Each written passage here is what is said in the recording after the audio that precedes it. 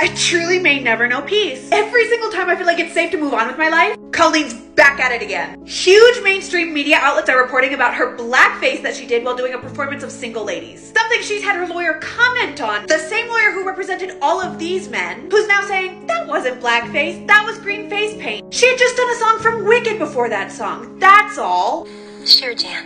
But today, I want to talk about April's first-hand experience working for Colleen on Haters Back Off as a writer. She starts off her article talking about how this was her first job in Hollywood and also her first job straight out of college. She's still wide-eyed and bushy-tailed, she's excited to be there, and she was also the only black person in the entire office. For those of you that have seen my series of what it was like for me working at Bon Appetit, her experience really hits home for me. And of course, when you're an assistant like I was and she was, being young, a woman, and a woman of color, you're taught to just kind of keep your head down and try not to ruffle any feathers. Now, April says that before she got the job, she had no idea who Miranda Sings was. So as she was doing her research, she was kind of like, is this not for children? She also recalls seeing the hands in the pants bit during her research. This bit that Miranda does at every single one of her live shows where she has a little kid stick their hands in her pants in order to get a cheese ball. And I want to highlight something that Adam said recently about this bit specifically. You want to know something funny? So you know that bit about the child putting the hands down the pants?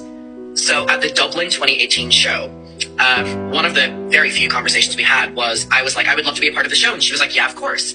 And I was like, I would love to be one of Miranda's bays, which is that section when they come on and whatever. And she goes to me, oh, no, you're too old for that bit.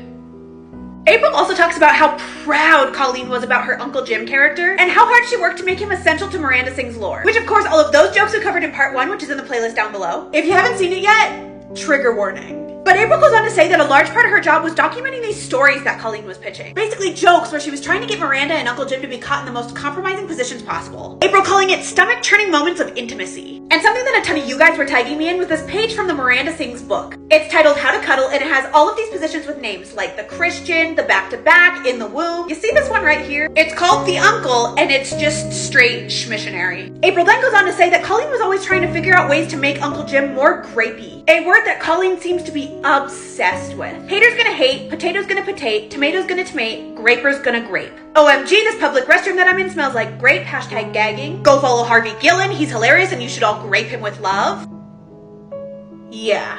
Thanks for keeping me up all night, creepy cop in my dream that kept graping me. This one, this one, this one. So obviously the higher ups at Netflix were starting to get concerned. April says that they were worried that all of these jokes were alienating to the intended audience, which was kids. And in one of my past videos in this deep dive, you guys might remember, I said that Haters Back Off was rated TV-14 because that's what it's listed on IMDb as. But a lot of you were pointing out that it's actually PG. And if you go to the actual Netflix page for it, it absolutely is. April also says that it felt extremely wrong when Colleen would come into work and show her a photo of the audience at one of her live shows, and it would be nothing but kids. And then in the same breath, spend hours trying to think of ways to show Miranda and Uncle Jim all but having actual schmecks on screen. So this Twitter thread comes to mind. This person went to a Miranda Sings show and said that the entire crowd was children. I highly recommend you go read their experience. Now this next quote of April's is so important and I need more people to be talking about it. She says that these jokes could make it nearly impossible for kids to identify inappropriate adult behavior in their own lives. And then once again, we have Colleen's chronic racism popping up again. She insisted that no background actors be people of color because the show was set in Washington. As if Washington just doesn't have people of color. When they were filming in a bodega, she insisted that they take all the Asian shit out. Again, more racism targeting the Asian community. A lot of which we saw in part 2, which is again in the playlist down below. She essentially assuaded the higher ups at Netflix saying that the best people for the roles were cast and it wasn't her fault that they were all white. This being a picture of the main cast. April then showing this screenshot that she sent to one of her friends in 2016, where when watching an audition reel from a black actor, the lighting wasn't great and Colleen shouted, "Where is he?" implying he is so dark-skinned, he disappeared. April says that she also had a knack for making her employees the butt of the joke, but disguising it as funny, like some sort of 80s movie Mean Girl. And of course we know that Colleen is no stranger to bullying. She sent Trisha Paytas' nudes to somebody that were behind a paywall with the intent of body shaming her, something that she also did to a fan. Johnny Silvestri, who was on tour with her, got a random nude of a fan of hers that Colleen was essentially trying to bully. At 7 o'clock in the morning, she sent him that. April also said that her and the other employees were constantly having to play therapist for Colleen, like counseling her through her marriage. Something that she was also doing to the 12-year-olds in her group chat, Colleenies Weenies. Like, Colleen, this is literally what therapy is for. Not your 12-year-old fans and employees. When fans called her out for her black sense, she said that they were being so sensitive lately, and that while other YouTubers were getting canceled for saying the N-word, although April notes that Colleen just said it, hard R, that she would never be stupid enough to get caught doing something like that. Right.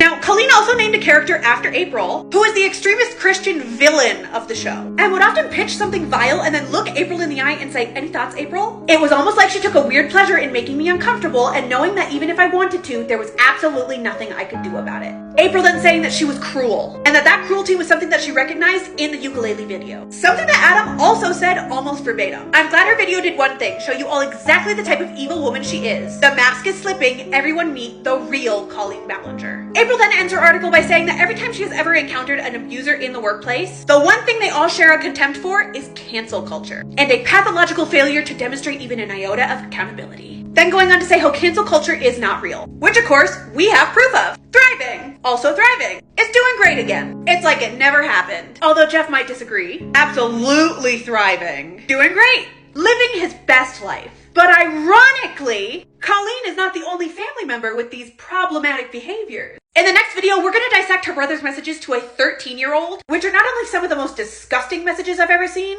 but a blatant and textbook example of grooming. It truly is a family affair in work and play, I guess.